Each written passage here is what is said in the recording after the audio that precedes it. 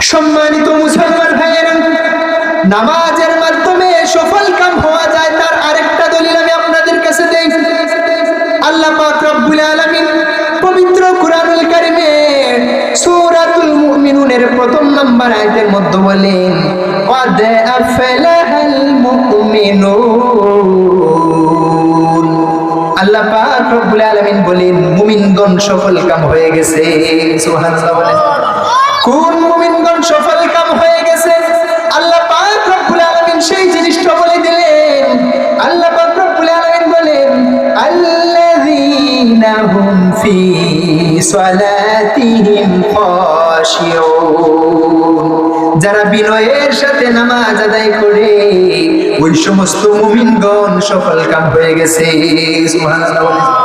বিনয়ের সঙ্গে নামাজ আদায় করতে হবে, খুশু এবং খুদু সহকারে নামাজ আদায় করতে হবে।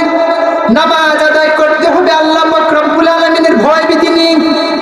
দুনিয়ার সকল হেন এবং বর্জিত কাজকে মন থেকে বাদ দিয়া একমাত্র আল্লাহ পাক রব্বুল আলামিনের সন্তুষ্টি অর্জনের জন্য যদি নামাজ পড়া হয়, যে ব্যক্তি আল্লাহ পাক রব্বুল আলামিনের সন্তুষ্টি অর্জনের জন্য নামাজ আদায় করে, আল্লাহ পাক রব্বুল আলামিন বলেন ওই ব্যক্তি সফল কাম হয়ে গেছে।